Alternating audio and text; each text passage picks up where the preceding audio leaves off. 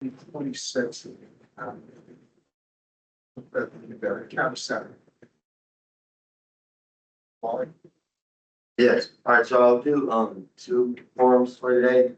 Because we have two separate meetings, so we're gonna start off with the public workshop and then we'll go into the regular meeting.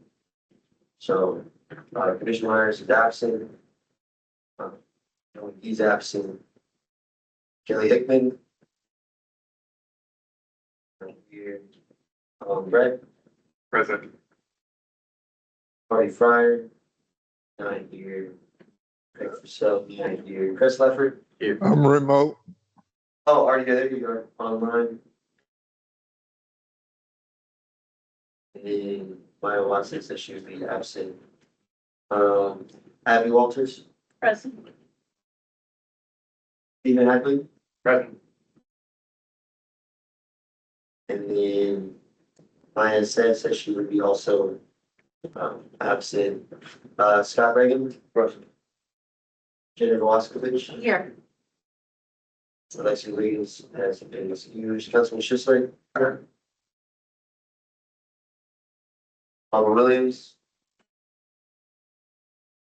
Present. Vargas. And then Sam Blaylock. Here. So.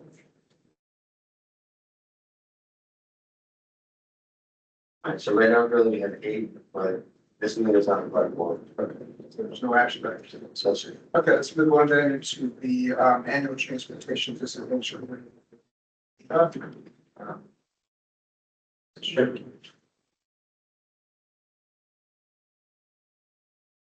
Okay.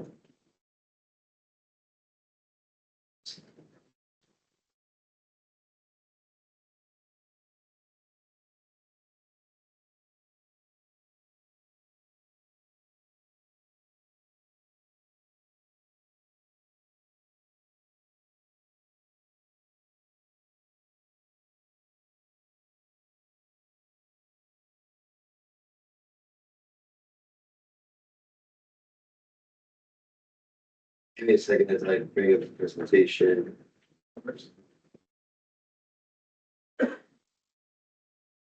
So just to give everyone, this is the public workshop, so this is a required TD product that the TD board and the TPO need to provide to the Florida CTD. So today's presentations, I will be discussing just an overview of the TD board. Then we'll have presentations for North of Sunshine Line and North Plus. So I'll kick us off here in a second.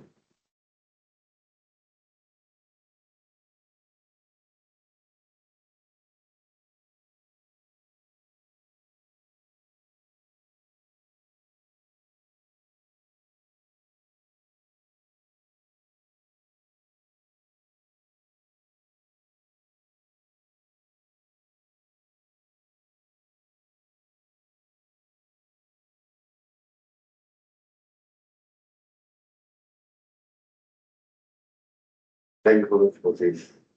So we need technology to go fast and go slow. It's not like we'll sit here and watch you look at something. Pressure.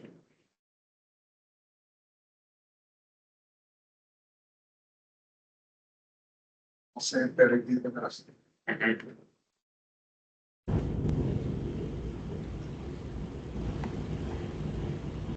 Cool.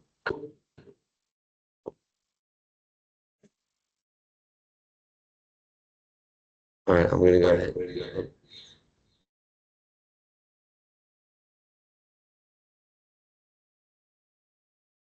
So now I will go share my screen.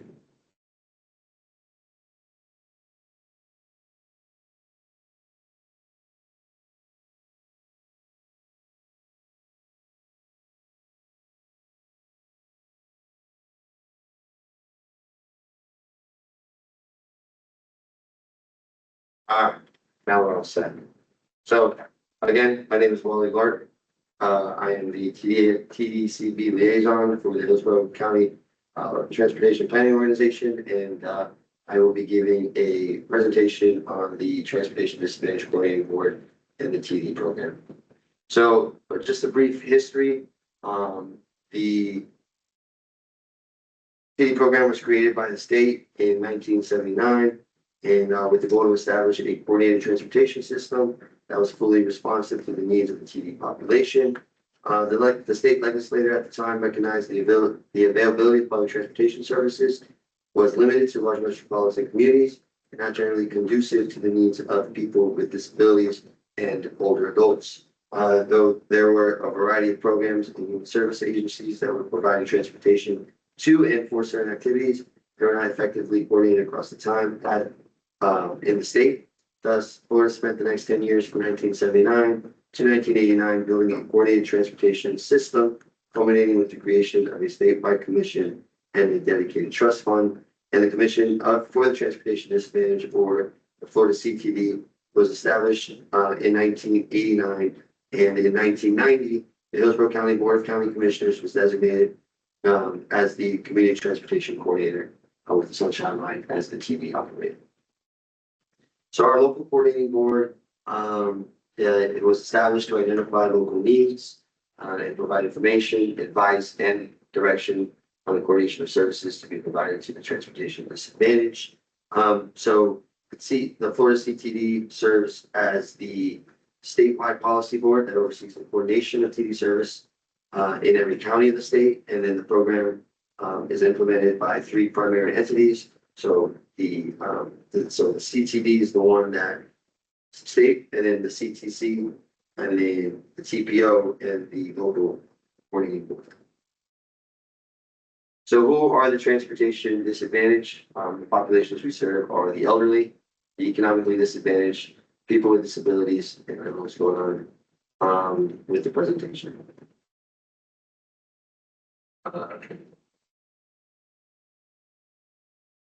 Here's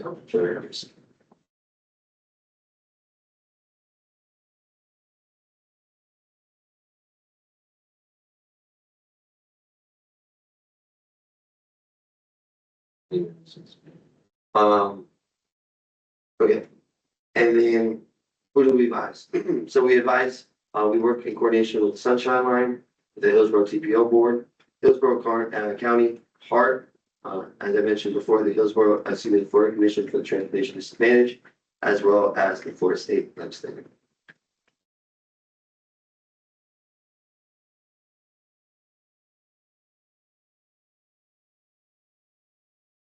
The roles and duties for TDCB members, to provide oversight, direction, and information to the CTC, identify local service needs and gaps, and ensure a comprehensive, continuous, and cooperative planning process, and to be an advocate for the needs of the TD population. So the roles and duties for the TDCB, or the local coordinating board, so the roles and duties include helping facilitate a coordinated system, partake in meetings every 2 months, partake in open dialogue and communication regarding community issues and priorities, as well as promote the coordination among agencies to ensure the needs of the TD population are met.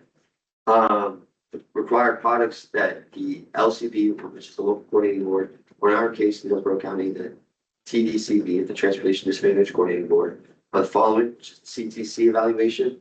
That was approved last year, but since this year we had a redesignation process, we're not required by the state to do an evaluation. So the redesignation process takes place for the evaluation. So that was done.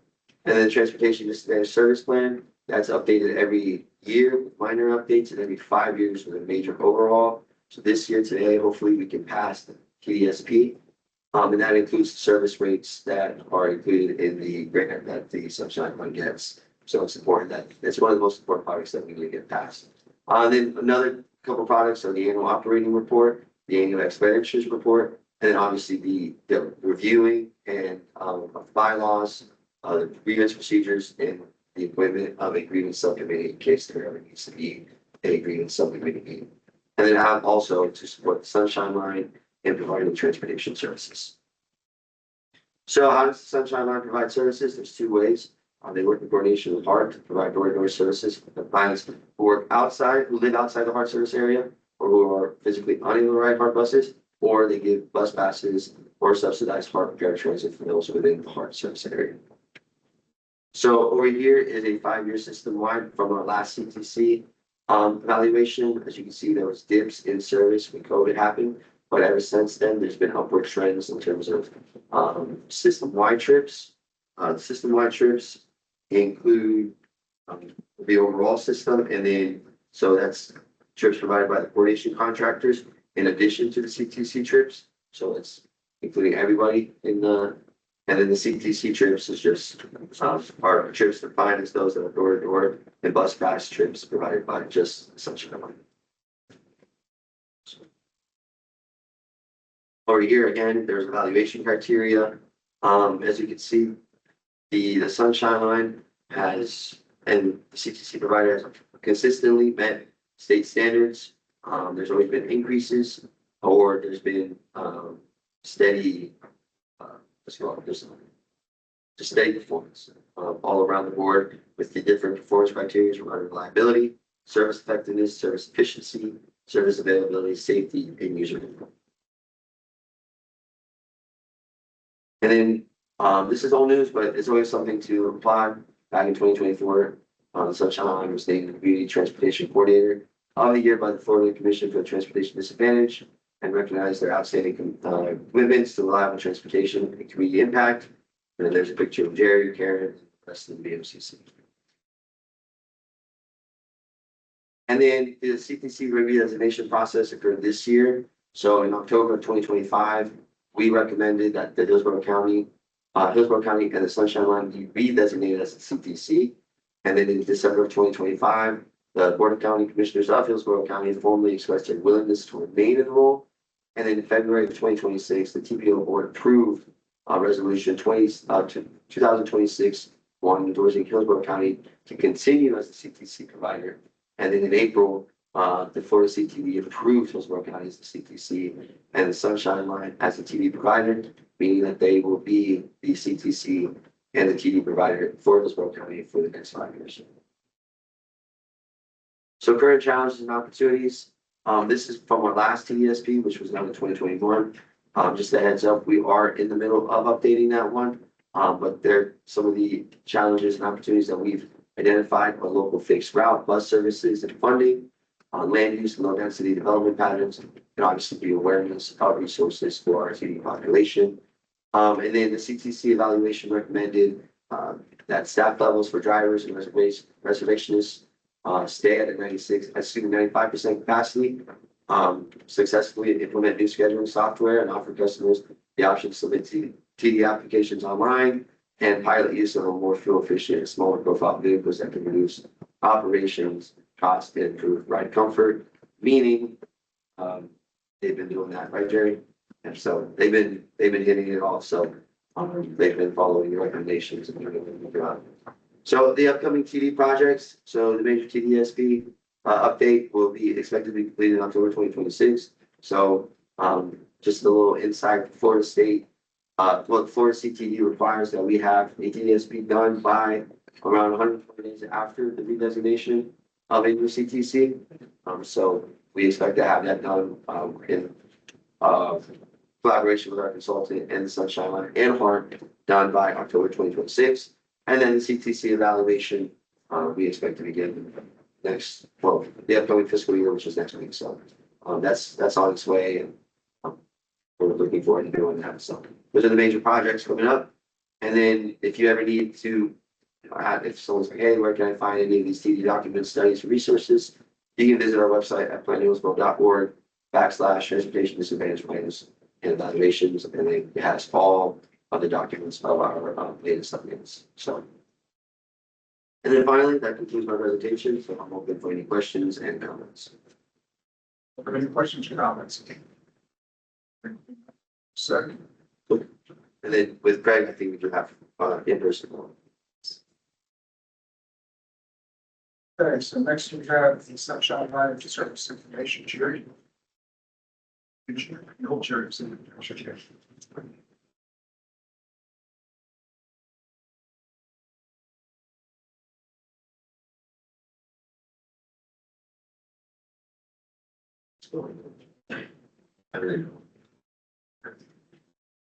Good morning, Jerry Stickney, Director for Hillsborough County Sunshine Line.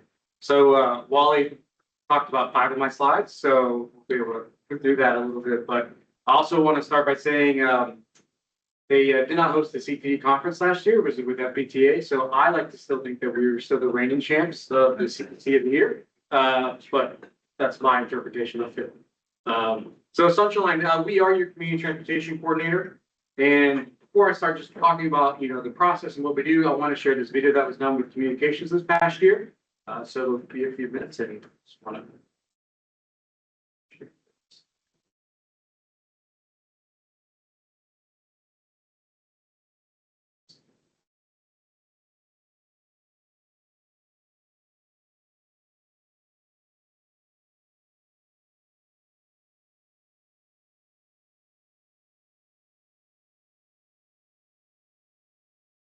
A great video.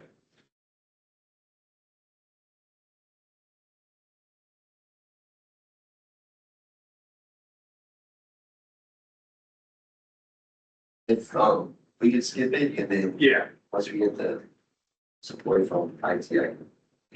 All right. So as Wally talked about, our agency, we've been around for since the 90s. It's the CTC, the Board of County Commission. We've been serving in that service. And Sunshine was rebranded in 2002. So we're about to come up on our 25-year anniversary of Sunshine next year. So that we're excited about that. And we provide human service transportation for those who otherwise don't have access to transportation. And for us, the qualifications for that is, again, you have no access to transportation for our door-to-door program. And then it's a disability, age, or income. And that's 60 or over, 175% of the federal poverty guidelines, or it's a physical or cognitive disability. And as it was mentioned, we have 2 main types of transportation, our door-to-door and our bus pass program. And we also oversee coordination contracts, that's the CTC as well. And these photos are fun to see where we've come from. As you see our newer vehicles up downstairs, good old station wagons, and sitting sideways in the van. So, and Wally went over the definition of our transportation disadvantage as well. And he also went over the background of this from the apparatus in the 70s, established in 89, and the VOCC becoming the CTC in 1990, with us serving as that provider. And there are 2 main providers for that public transportation here in Hillsborough. We have HART, Sunshine, and then of course there are other smaller providers of coordination contracts, taxi service, other organizations that provide service as well. And here in Hillsborough County, we cover roughly about 1,050 square miles of our service area. And the transportation disadvantage service area starts 3/4 of a mile outside the bus stop. And the map here shows an overlay of HART service area in blue. And there's a really faint red outline that you cannot see. That is Hillsborough County as a whole. And with us, we have about 12 parking yards that we have staged all around Hillsborough County. And the good part about that is that our service starts and ends in the community that it serves, which deadheading, we get to eliminate some of that. And an empty bus is an expensive bus. So we get to get in and start serving with our first pickups really quickly once our drivers start leveling their day. And as mentioned, the main programs are coordination contracts, our bus pass program, and our door-to-door paratransit. So those coordination contracts with Florida Administrative Code 41-2, it requires us to enter into coordination contracts, and this is stuff that Karen brings to you throughout the year. And we enter into those and really looking to ensure that there's insurance, safety, and other requirements that they're following as they receive funding from the state to serve that same population. And there's no county funds that cover or pay for those trips, just the coordination and time that we put in to oversee that. And we currently have about 12 coordination contracts throughout Hillsborough County. And our door-to-door transportation, our hours of operation, so we're Monday through Friday. And our first trips from 6 a.m. to 5 p.m. And the goal with that is our operational hours, our staff start to arrive around 5:30. Do their pre-trip inspections, get their vehicles ready, make sure that things are safe. And then they start their day, and then we stagger shifts throughout the day. We, on average, have about 45 operators on the road any given day. And then our bus pass program is at 175% of the federal poverty guideline. And we do single day or monthly passes. We talk to the clients and we see, what their needs are. And then from that basis, what's the most cost effective, whether it's an unlimited pass or a single tickets. It also depends on what time of the month. They're calling it the end of the month. Single tickets more cost effective than a monthly pass, obviously, so we do that. And then for Heart Plus, we do fare assistance with those riders with punch passes, and they get some support there as well.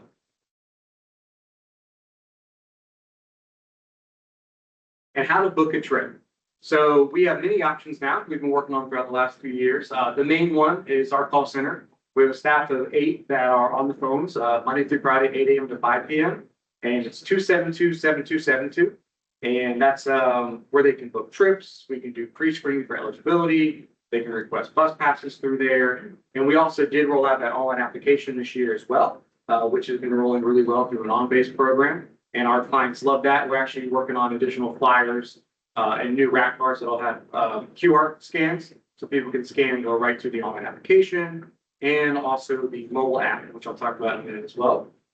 For medical trips, we've seen over the past year with some of our growth that we had looking at how we can prioritize that life-sustaining medical trips. So we piloted doing medical trips and those life-sustaining 14 days in advance, because we're typically a 2 to 7 day scheduling service.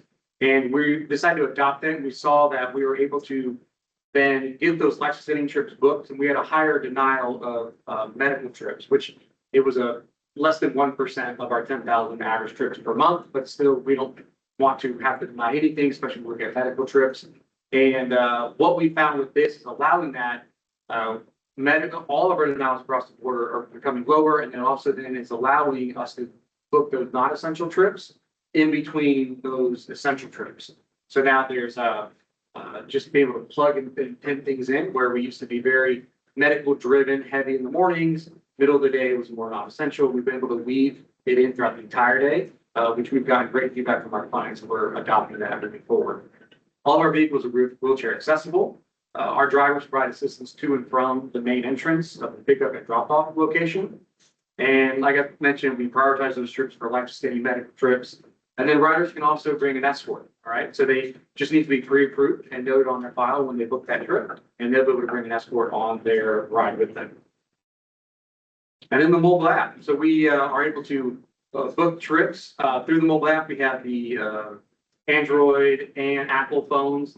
So our TD clients, so they can book trips, they can cancel trips, they can review what they have. And bus ETAs, they can, when their bus is on the way to them, they can track and monitor their bus. We also launched text message service for those that opted into that. They get a text to their phone 5 minutes before the arrival of the bus. So that's been really helpful as well with our no-show rates and getting all that under control. So this has been fun. Launched just a couple months ago, and month by month, we're seeing more and more people log into that. And a question we often get with the online application, with the mobile app is that going to eliminate paper applications? It's going to eliminate, we still have a fax machine, it's going to eliminate the call center. And it's not. It's just an added service and providing. And one thing we're seeing, our demographic of clients, one, we're all over, we have 18-year-olds, 20-year-olds, 90-year-olds, and the technology is very vastly different from how much they use. And I mean, my grandparents and my dad, they know more about Facebook and Apple iPads and everything than I do at this point. So just providing additional service and opportunities that they can choose what fits their scenario. And with this mobile app, we've also seen caretakers are loving this. Siblings or children who are taking care of their elderly parents that don't live close by, they're able to monitor and see the trips and different things as well, which has been something that we really didn't see as a big positive. I just didn't think about that part, and it's been cool to find those along the way. And then we also have emergency operation service, right? So this past year, Sunshine, we took on as the lead for the evacuation working group, where we help manage evacuation efforts across the county. Our main priority is the special needs registry, working with the Department of Health and ensuring that people get to those. But we work with HART, with the school board, the emergency management office, fire rescue, AMR, TransCare. So we work collaboratively across the board, and we've worked really hard over the last few years, and we've created a hub and spoke model for our general population shelters, using HART's service that riders know every single day. And they arrive at the transfer stations, and we have a school board doing buses at those transfer hubs, taking them to shelters, and it's worked out really well. And one thing I'm really proud of this year, we've been working on for a while with the Department of Health. Every time a hurricane comes, which we're not going to get one for another 10 years, 15 years. I retire in 20, so let's hope maybe it's 20 years. But we always have these independent living facilities that, they have a plan or something doesn't work out, and then we get a call last minute, there's 10, 12, 15 people. So we've been working with the Department of Health for those that are on the registry to do outreach at these locations. And I'm really happy this year, we got 4 different locations we're playing with now to have a plan to see who's on the registry with the Department of Health, with those staff on site to know this is what we're going to do. We'll pre-plan that. And we know it's going to happen, so we might as well plan for it now. And that's something I'm really excited for. That way it's not the last hour. As the storm's rolling in, we get that call, which they'll still come because that's how it works. But we're excited that initiative's kicking off, and I'm really proud of that. And then Sunshine as a whole, this is our org chart. It's 84 of us. We currently only have 2 vacancies, 2 driver vacancies. We're broken out between our customer service section and our operations section. And it's just, it's been fun for me. I've been with Sunshine for 6 years, director for 4, and seeing us grow and continue to serve the population and seeing that growth on that chart that Wally showed, has been fun year after year coming back, from COVID and working with our partners like Harton School Board and really making sure that our community has transportation. And again, as the community transportation coordinator, we're not always the solution. Right. So our goal is also to help you find that solution, whether it's through a different provider or helping you connect with your insurance that does provide transportation. So we're really proud of what we do. And it's because of these people, their numbers on the screen right now, but these are people and they love what they do every day. They're the reason that we are who we are. And my last slide, and this is our mission. This is why we exist. It's to consistently, caringly, and creatively provide transportation solutions so that our community's transportation to senior citizens may enjoy active, self-reliant, and dignified lives. That's our mission, that's our goal, and that's what we serve to do every day that we're on the road. So that's us in a nutshell. And that's the end of my presentation. If any questions. Do we have any questions or comments? I always have a question. The escort, is that's paid, another paid ticket, then you might say, or what? No, free of charge. Our service does not cost anything to our clients. For our bus pass, for our door-to-door, and for those escorts, there's no fee for the escort. And the other one, I thought when you're talking about the EWG, that what the people are already scheduled, that are expecting for things to happen, how soon do they get a notice that EWG has ejected them from the possibility of getting a ride? So what'll happen, so when we get a evacuation work group, we get told that there's an evacuation. We send an Everbridge system, so there's an automated calling system that we roll through. And Karen is the one that helps set that up for us once we get that from the Department of Health. And we reach out and call, and they set up, and once we get that confirmation that they still need it, our call center, we expand and grow in that, and we make phone calls directly with them. So from the initial call to pickup, it could be an hour, it could be 30 minutes, it could be the next day, depending on how far the storm's out, things like that nature. With the Department of Health and with that special needs registry, what's so important to have people sign up and register for that is it gives us that type of plan. And that's why we're able to work with those independent living facilities now. And when we get that list and she builds that Everbridge, that list, they're already prepared. They kind of know what's going on. So we get to do that maybe a day before the shelter's open. So once we hit 8 tomorrow, we'll start there. We'll be there at 7:30 and we'll cycle through. So it really depends, but we've seen them, as early as 20, 30 minutes to be at their house to, being able to wait for the next day. It really, really depends. And what's great with that is even we've got calls at 11:30, 12 o'clock at night. That's not great. But what's phenomenal is that, with the timing and the pre-planning, we've had a partner with Park being out to go pick people up at their independent living facility that late at night, and just the partnership is key. So forward planning to not have those late calls, but they come. So Thank you. Well, I have paid with, but I'm going to delay my questions until later. So the presentation, thank you, sir. I'm going to take executive privilege here and rearrange our agenda if I could. We'll come back to Hard Flex and paratransit in the workshop, because we do have a member It's to be gone by 10:30. We have some agenda items to handle. So I'm going to revert to the actually, we're moving. So what we need to do is we need to adjourn this meeting Okay. and then start a new meeting with. My apologies. So next check. Adjourn the public workshop for transportation disadvantage board and convene the actual transportation disadvantage meeting for June 26th, 2027, 26th. So I'll meeting to order and I swallowed for the declaration of war.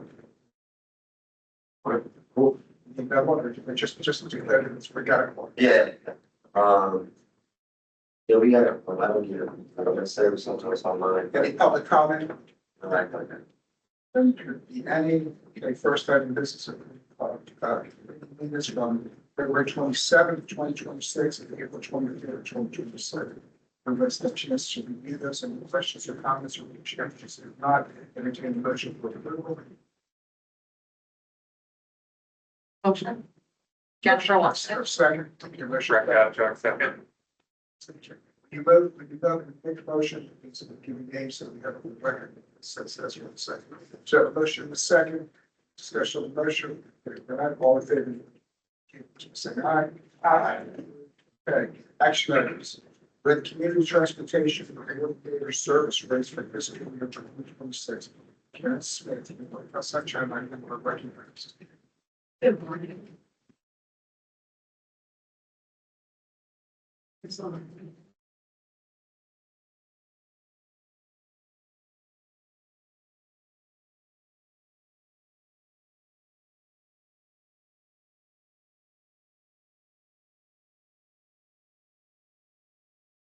Good morning.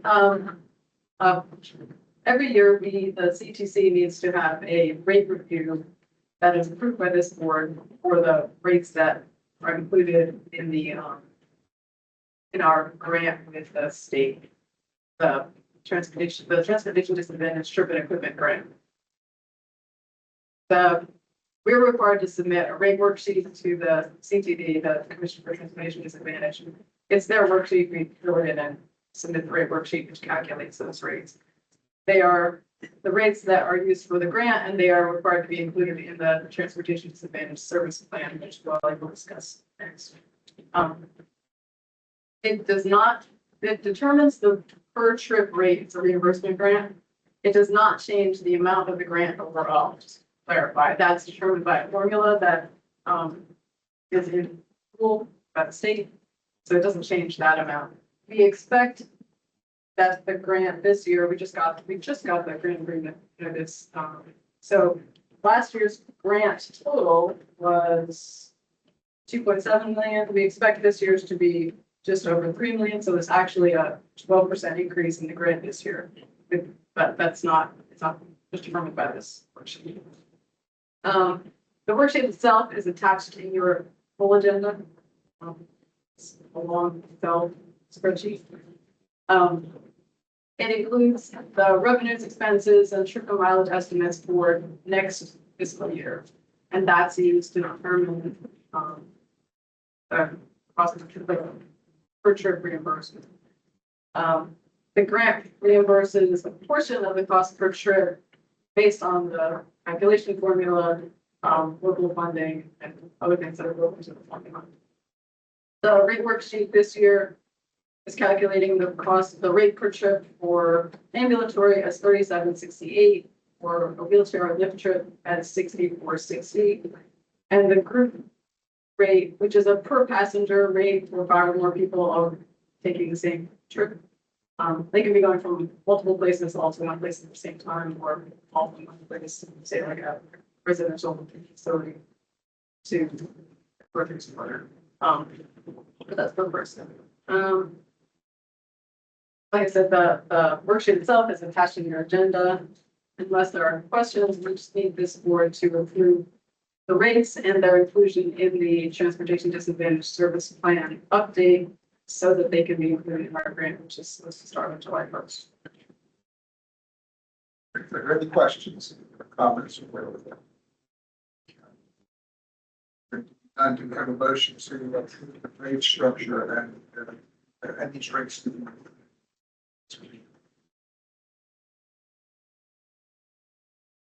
Motion, Jennifer Waskevich. Motion for a second. Brett Couchard, second. Motion is second. Discussion on the motion. Hearing none, all in favor, indicate by saying aye. Aye. Opposed? Thank you. Next, we have the 2026 Transportation Facility Service 118 DSP annual update. Dollars.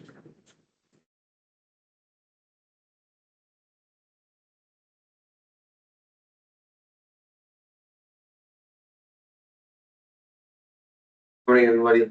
My name is Wally with the TPO staff, and today I'll be presenting on the annual TDSP Transportation Disadvantage Service Amendment thing.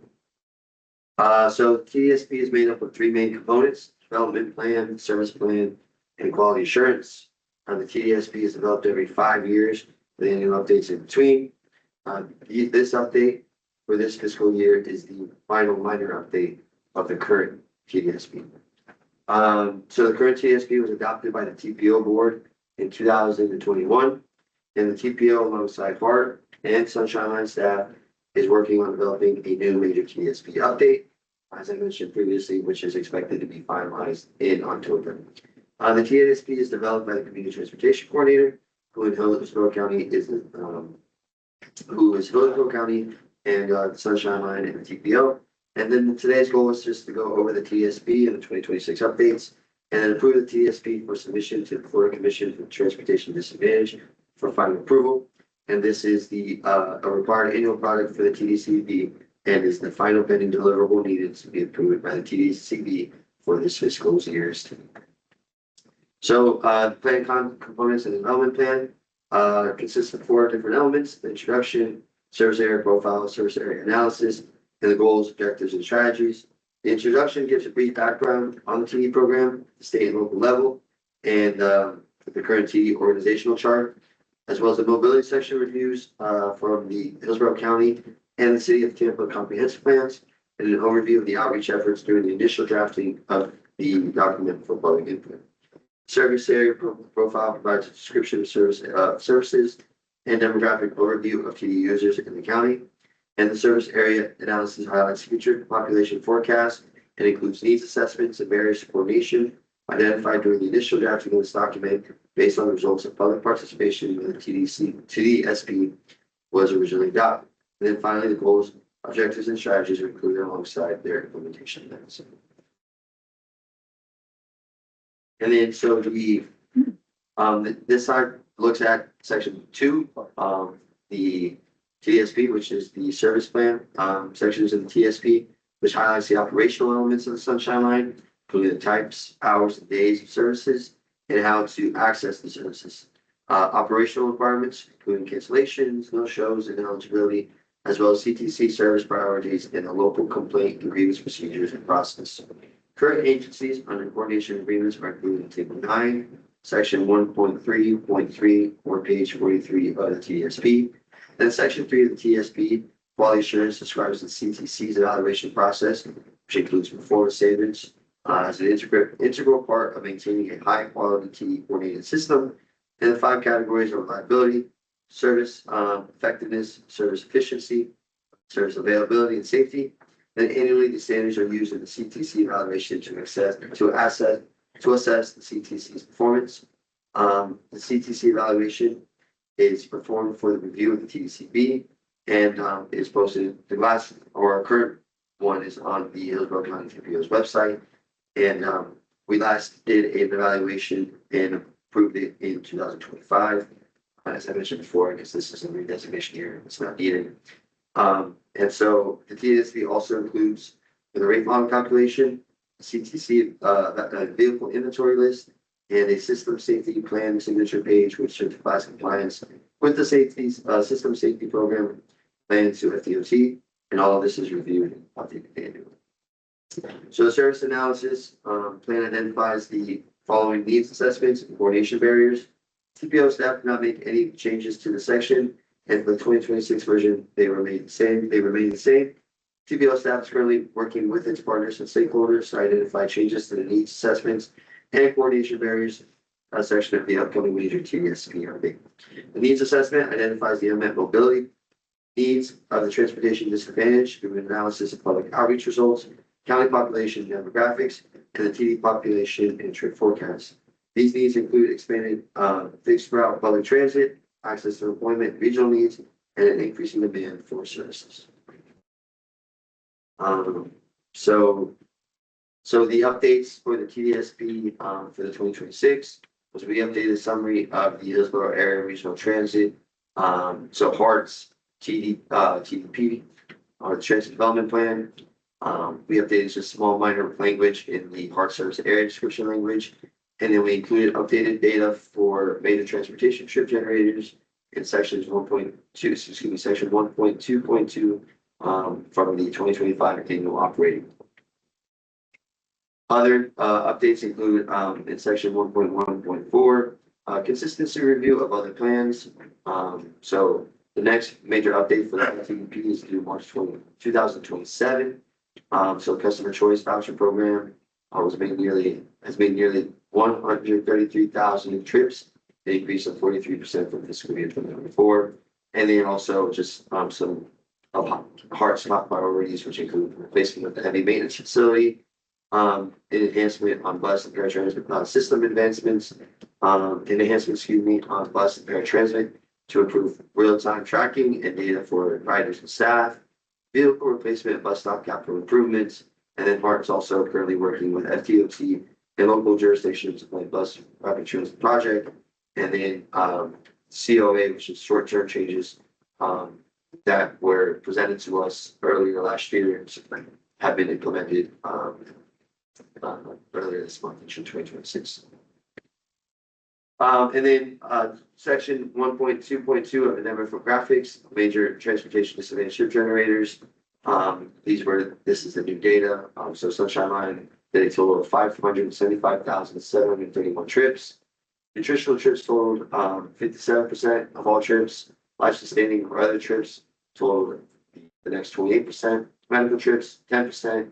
Employment trips were 3% of the total trips done by the Sunshine Line, and then educational training daycare trips totaled roughly around 1.6% of those trips. And we also updated some of the data for the Sunshine Line.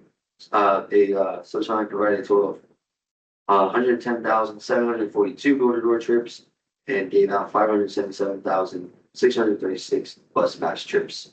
And then for the coordination contractors, we removed Metropolitan Ministries and McLean Inc. Table 9 of the coordination contractors list. And then that is it. And so the requested action for today is to approve the 2026 annual TDSP update. Thank you. Well, do we have any questions or comments regarding the plan update? I'm to make a motion to approve the 2026. I make a motion, we approve the 2026 plan. Sorry, sorry. The motion, your second. Cassandra Blaylock, second. Motion is second. Discussion on the motion. Not all in favor, please signify by saying aye. Aye. Any opposed? Motion carries. Thank you very much. So now we can go to Catherine's. Pardon? You can do your presentation with her. We'll do her presentation on the yeah. Which presentation is this then? This one will be the heart info one. Go back to where? Go back to The heart flags the picture. Okay. Thank you. You want to play the video first? We'll play the video first. We're still in the meeting. Go back to the workshop. No, we don't need that. Good morning, councilmen, board members, and the public. Thank you for having us. My name is Catherine Sanchez. I'm the manager of customer service, and I'll be presenting heart service overview and updates. Let me see if technology cooperates with us.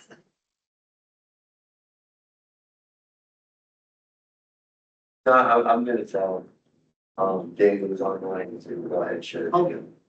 So.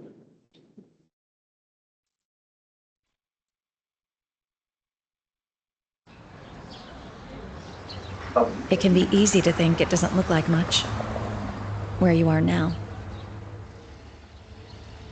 Everyday Heart delivers public transit to count on. 15,003 miles, 34 routes, 47,715 turns, 2,583 stops, 351 bikes, 71,981 shoes, 615 rides to school. But it's usually the smaller numbers we notice. The 10 seconds it always takes Gary to realize he missed his stop. The 4 days a week Jen and Chandra laugh their way to Dad's for lunch. The 2 years Sam has been working the late shift while studying for his dream job.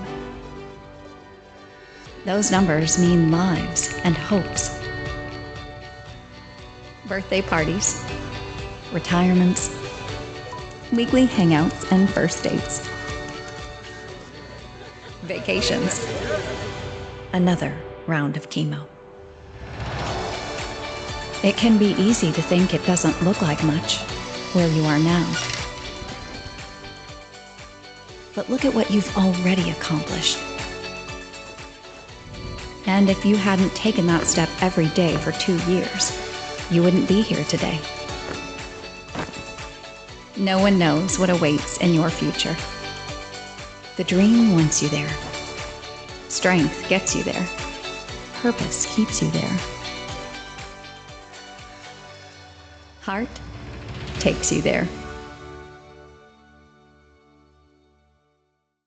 See this scratch? All right. I get back to the meeting. Okay.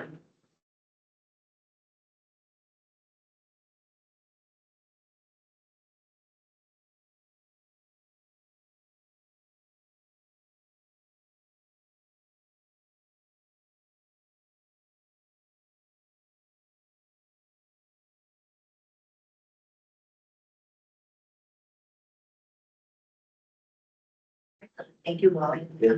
All right, so I'd like to begin with our mission. Like you saw in the video, Heart takes people to the places that enhance their lives. So it's a mission that I love and I truly believe in. What we do is far beyond taking people from point A to point B. We're connecting them to healthcare, employment, education, and just enjoying time with family and friends. So like you saw in the video, I'm going to go ahead and give a little bit of overview on all of our services. I'm going to start with the Heart Plus paratransit service. It is a door-to-door shared ride public transportation service for people that are unable to use the regular fixed route. It is a two-step process to apply. So by submitting a completed application by a certified health professional, and also attending an in-person interview with one of our eligibility coordinators at the Marion Transit Center in downtown. And we also do provide free transportation to and from the interview.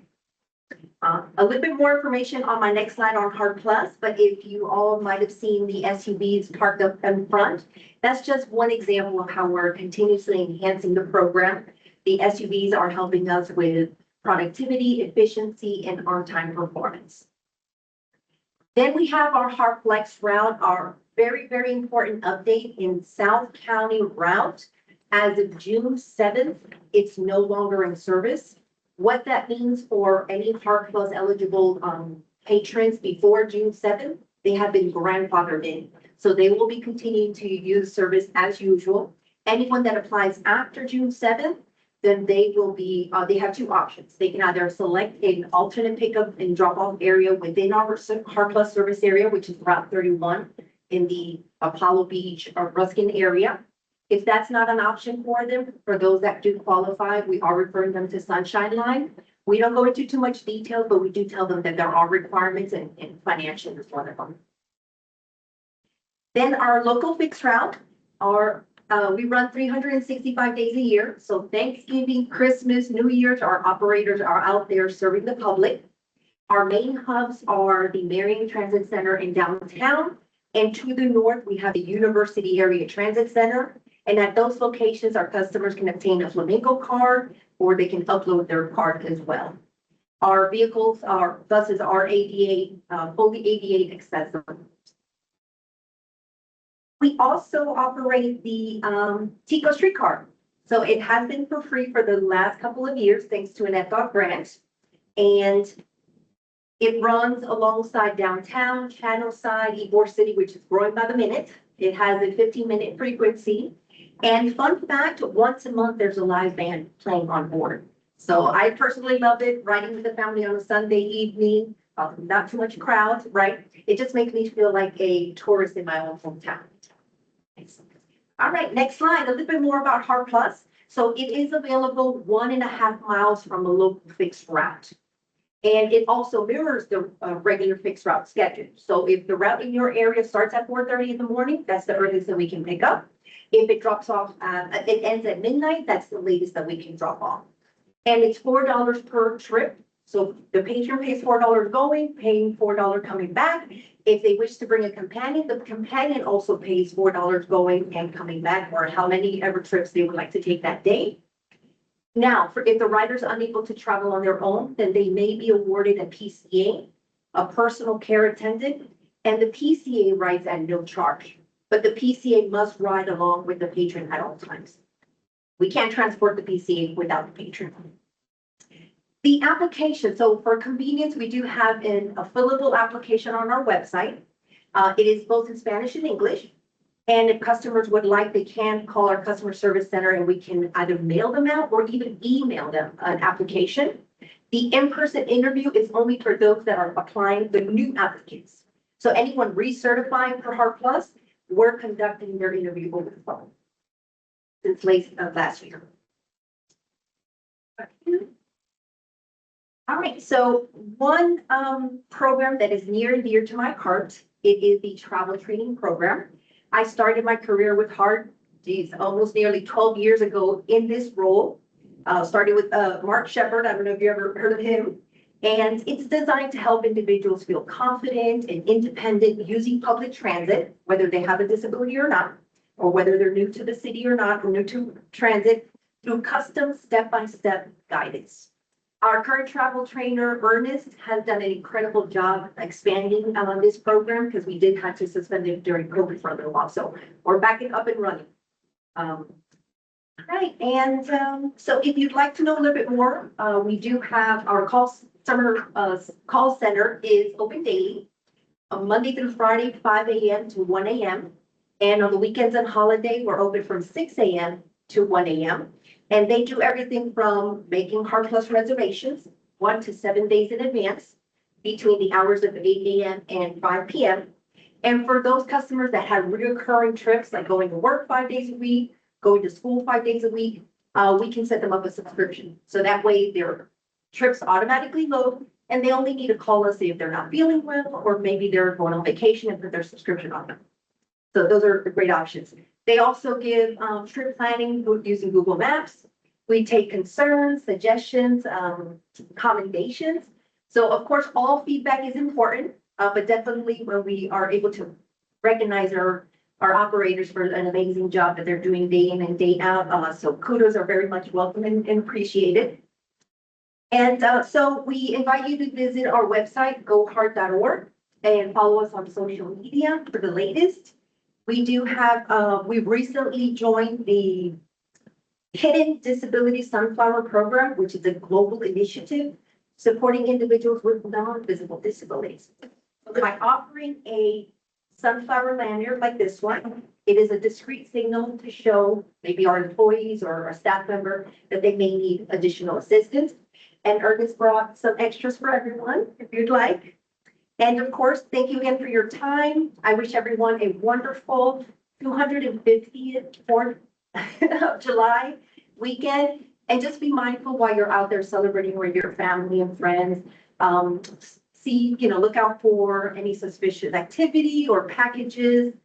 See something, say something. Of course, we want to enjoy time, but be safe as well. So I'd be happy to answer any questions that you may have. Have any questions or comments? Of course. I think I remember that the distance you could be from the fixed route used to be shorter than that. Yes, that is correct. Yes, it used to be 3/4 of a mile. I remember my wife was this much short. I remember the events, yes, we can answer. That was changed, I want to say a couple of years ago. To a mile and a half, yes, yes. Mhm. Good catch. Very good, thank you very much. Thank you, welcome, have a great one.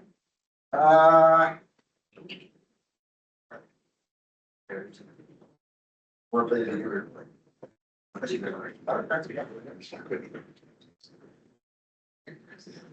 Walk that far now, there's.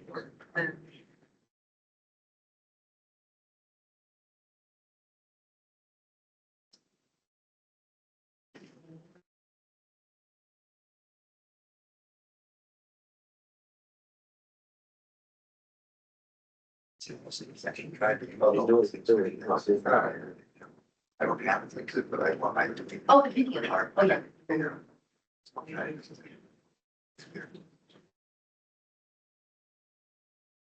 here.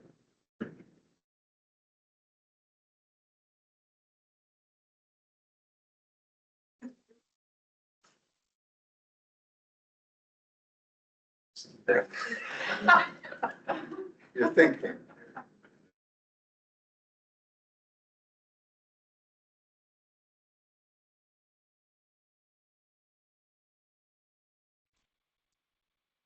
My name is Jerry Stickney. I'm the director for Hillsborough County Sunshine Line. We are the local community transportation coordinator. We have 3 real programs that we oversee throughout the year. It's our door-to-door program with our buses that drive around, our low-income bus pass program for those that live within Hart service area. Then we have coordination contracts, and those are people who've received state funding that provide the same type of service that we do, but they can provide it more cost-effectively, more efficiently, and we monitor those contracts. So last year for 2024, at the end of the year, we oversaw over 940,000 trips throughout Hillsborough County amongst our entire program. So on any given day, we could have 500 to 600 trips, and that doesn't mean it's going to be easy like the day before. We can have a day with 400 trips, and it is so difficult to schedule, to coordinate, because we have a giant county. On another hand, we can have a day where we have 600-700 trips, and everything fits in line perfectly. And I think that's the challenge for our dispatch and scheduling team, how we can fit those trips, meet the people's needs without having to say no.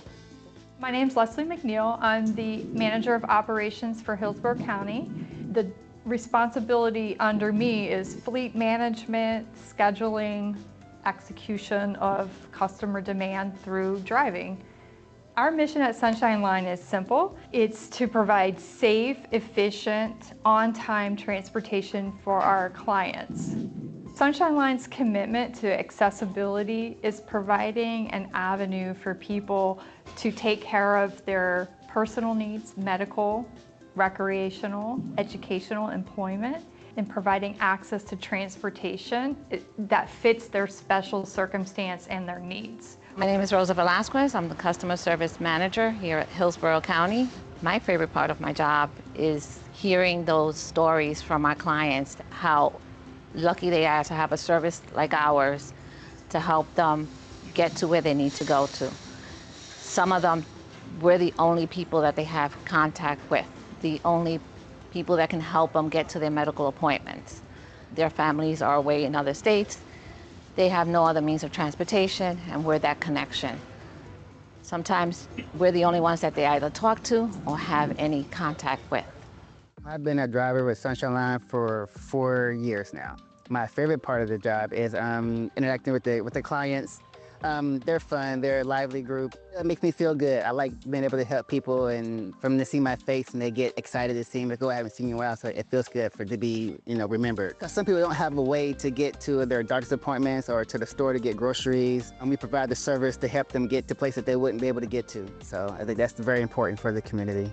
I've been riding Sunshine Line, I believe, about a year. It's very hard for me because I don't drive in Florida.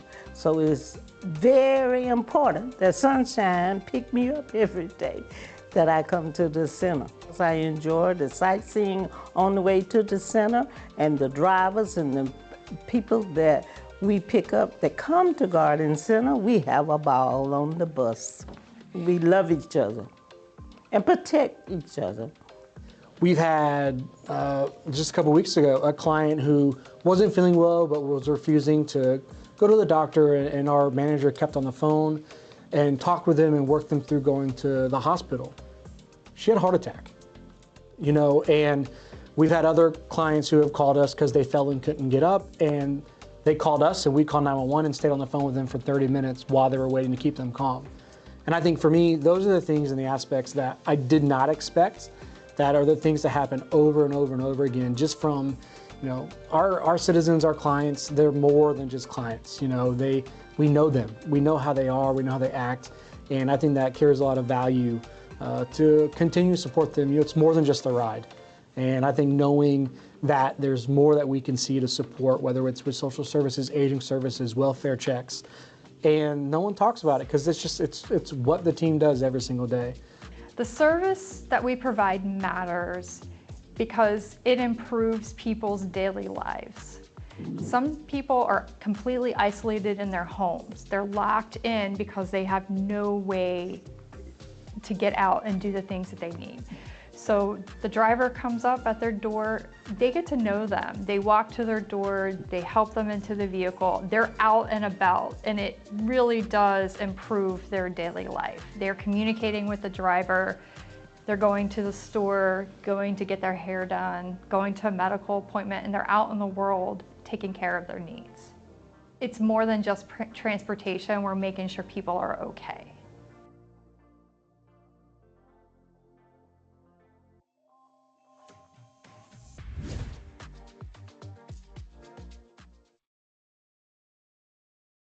Okay, good, very good presentation. Sure. Next.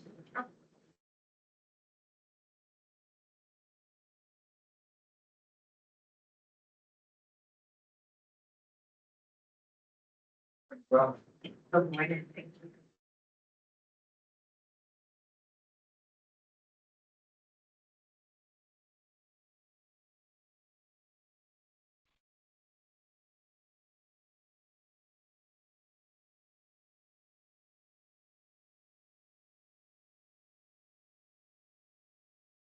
Yeah, you just press the. All right, good morning, everyone. Thank you for the opportunity to provide an update on Heart Plus ADA paratransit services. Today, I'll review our service performance for March through May 2026, including ridership trends, on-time performance, trip durations, and our cancellations. And I'll also highlight that we've seen some improvements and where we continue to focus our efforts.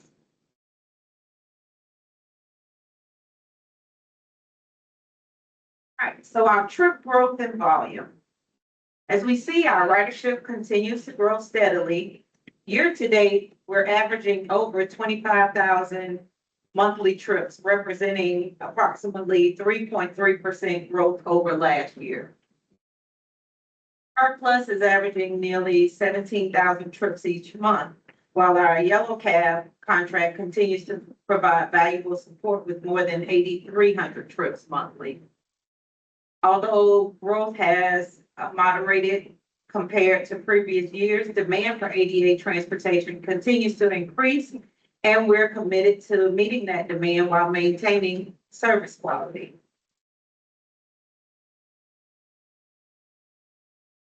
All right, so we'll move on to our on-time performance.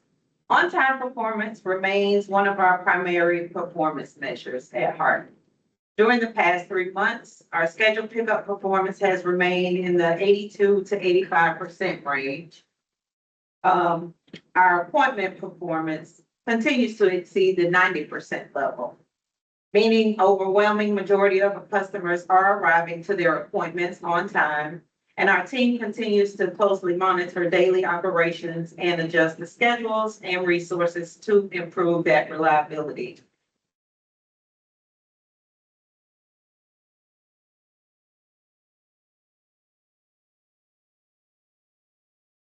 Right, so our trip duration. The majority of our customers that we service, their trips continue to be relatively short in numbers. Over the past 3 months, approximately 6,300 trips each month were completed in 15 minutes or less. Most remaining trips were completed between 30 to 60 minutes. Now, this depends on where they're traveling from and where they're traveling to, also the times of day that they're traveling.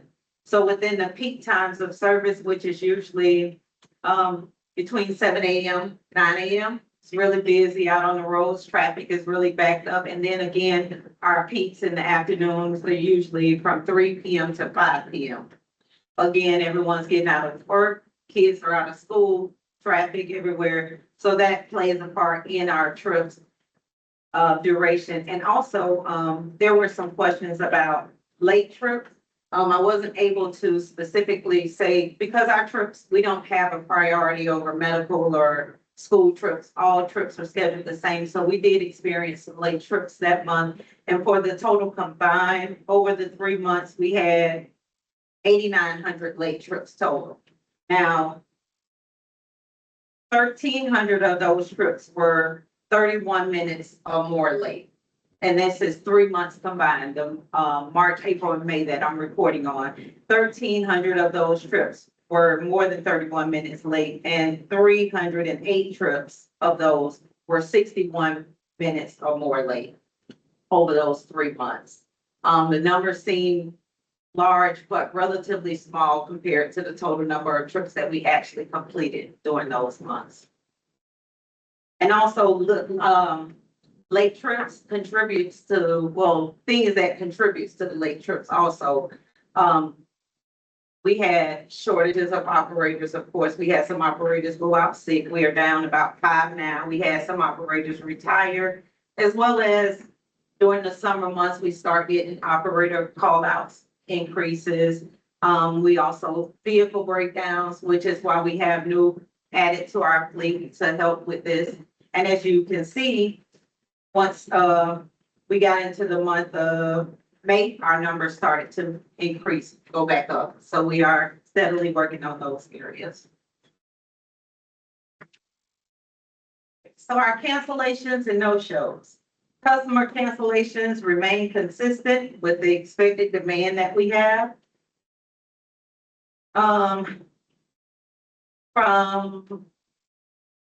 We've seen a steadily decline in our no-shows over the past 3 months, from 727 in March to 633 in May. So that is a good thing. Reducing the no-shows help improve system efficiency by allowing us to better utilize our available vehicle capacities. All right, trip types. So the trip types are how our trips are scheduled. They can schedule 2 separate ways. You can schedule your trips by, hey, I just want to be picked up from home or from my appointment at a certain time, or you can schedule it by an appointment time to say, hey, I have to be here by a certain time. So that's the difference in the trip types. So the majority of our service continues to be scheduled trips, with appointment trips making a significant portion of our overall ridership. Each month, we provide between 17,000 to 18,000 scheduled trips, along with approximately 6,000 to 7,000 appointment trips. These numbers demonstrate the important role HeartPlus plays in connecting customers to work, medical appointments, shopping, and other essential destinations.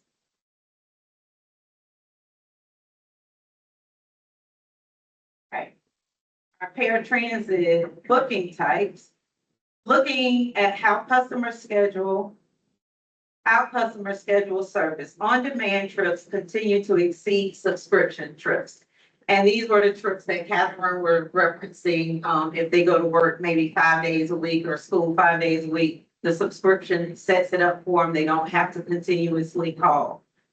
So on average, we completed approximately 13,500 on-demand trips each month, compared to nearly 9,800 subscription trips. This reflects our customers' needs for flexibility while continuing to support those with recurring traveling needs. And next, we will talk about our application volume. Demand for ADA eligibility continues to remain strong and is growing every day. We currently have 4,575 eligible HeartPlus customers that utilize our service. During this reporting period, we processed between 127 and 186 new applications each month, along with ongoing recertifications. Our eligibility staff continues to process applications efficiently while ensuring compliance with our ADA requirements. Okay, thank you for your time today. If you have any questions or comments, I'll be happy to answer. Thank you, Mr. Holbrook. Any questions or comments? Yes. None, time behind you. Oh, I'm sorry. I apologize. Ms. Handler, do you have the outreach processing time for your new applications for ADU? Processing time? Well, we're actually really good on that. I mean, I also oversee the eligibility program. So as soon as we receive a completed application, it takes no more than a week to actually contact the customer and let them know that we received their application and we're setting up an in-person interview. If it's a recertification, again, as soon as it's completed, we're reaching out to them within a week to do the phone interview. But the whole process in general can take 21 days. Anything else? Just security back there. Yes, Any comments? You wish to add? I would recommend everybody. I want to say, good morning, everyone. As the team said, we're looking at our service on a daily basis, looking to make improvements and efficiencies. Currently, we have about 16 of the new SUVs in service. We're looking to implement the full 36 by the fall. We're currently working on a new run structure, and also we're looking at getting new software, scheduling software. So we got a lot of big things coming up, trying to make sure that we do our part in the county. So I appreciate the time. I appreciate everyone listening. Thank you. The bus is still out front? Yes. What's the chance for you to take a look at the buses and their issue? It's really good. Thank you. Jerry, return, I'm sorry, there's this jump to agenda. So you're up to. Jerry Stickney, Sunshine Line. So our operating stats for March, April, and May. March we had on the last report, April and May, total trips 99.32 in April, 91.40 in May. We had some holidays in May, so less service days.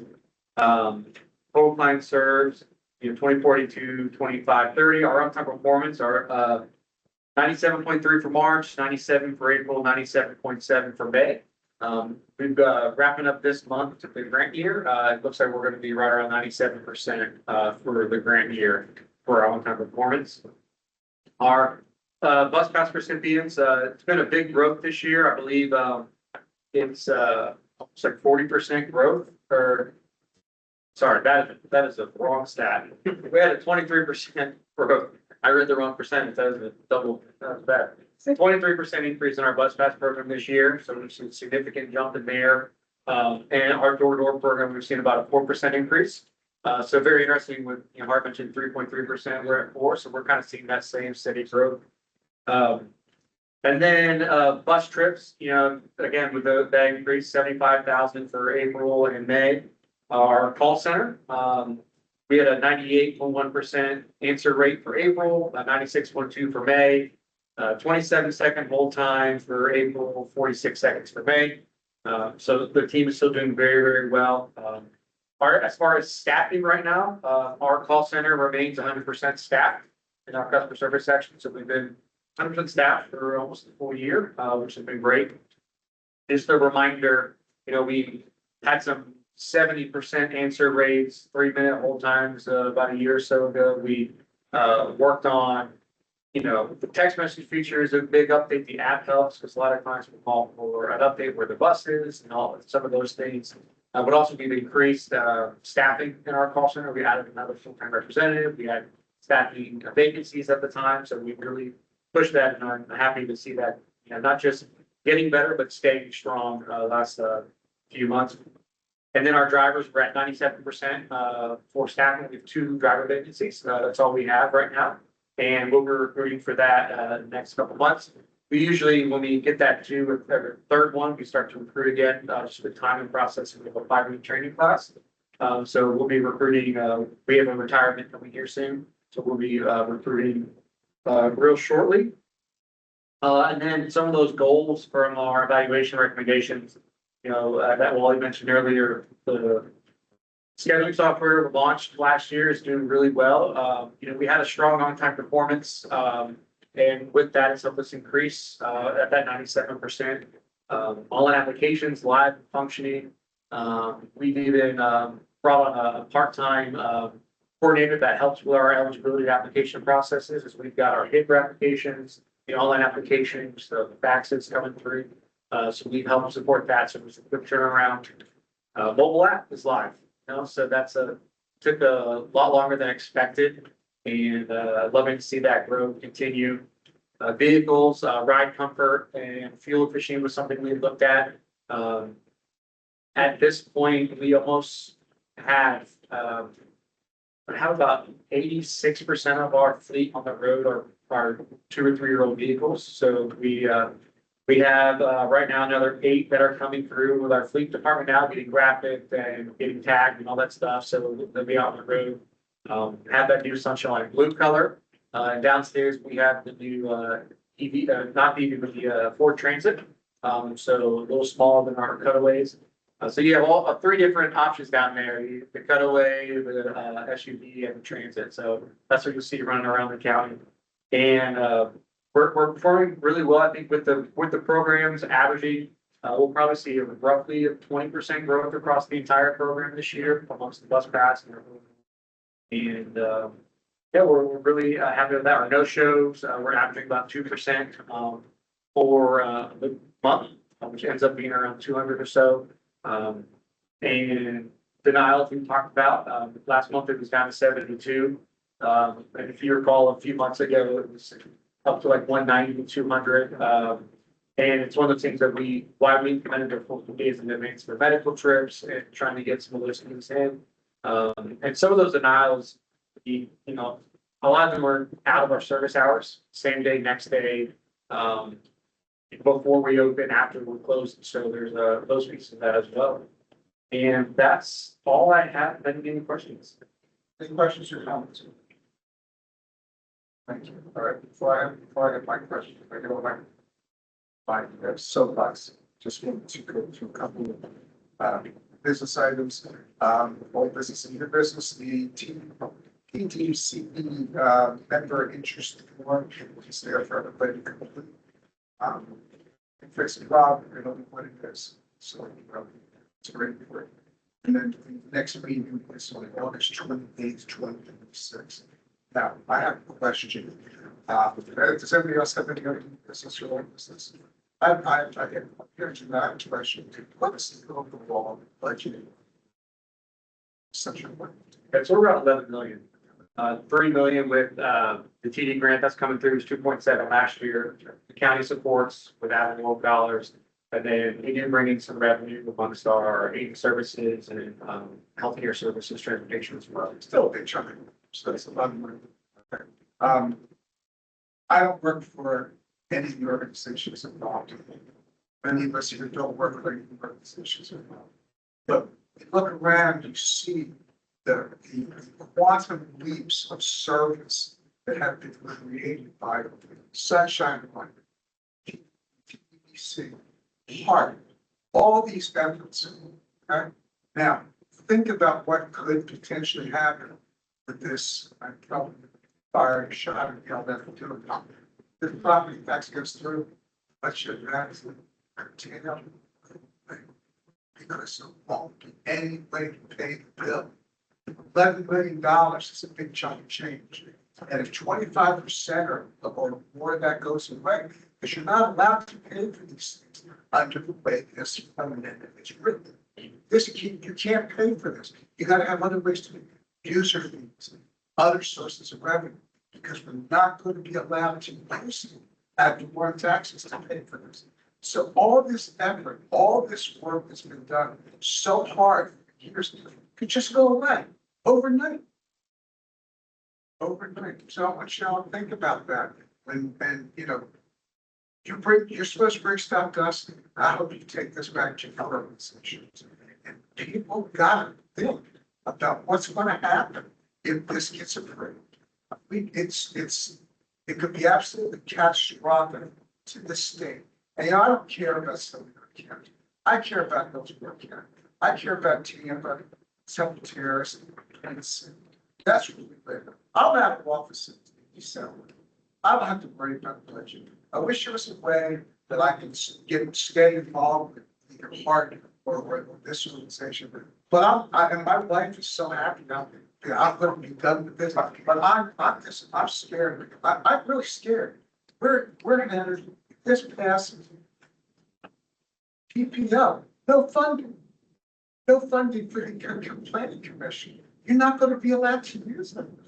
So I just hope people understand the potential. It's sad that we're looking at. So to say, I know it's a great calendar on my part to save a couple $100. My God, it's going to go away. Federal funding becomes available to us. That's utilized by, it's leveraged by our local contributors, but Heart itself. If Heart had the proper funding levels, we could do 4 times the work that we're doing. 4 times. But we're going to lose there. It's going to go. We're going to lose jobs, services are going to get cut, and the little people, the older people, the people that we're here to service and help, they're going to get hurt the worst just because somebody who's got a big old house is going to save themselves a little bit of money. I'm sorry. I apologize. I get off my soapbox, but this is all about. No, I just want to say I appreciate you speaking up because this was stuff that was, I think, going through our minds. No, papers don't, the press doesn't talk about it. Where this moronic idea is just for so catastrophic. Let's stay kill our over there. So anybody have another comments they wish to make? I apologize. Don't apologize. Many taxes are well spent. There's waste, but many taxes are very well spent. Very well spent. Okay, the bigger the organization, the harder it is. The federal government, a lot of waste in there. But I'd say, but our local organizations, but the majority of the job is managing. So I get on my soapbox. If everybody has some other comments, it's adjourned. Thank you.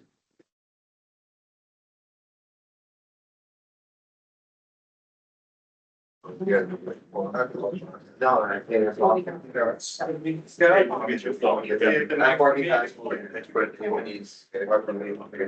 No, we actually. No, Sure. this one.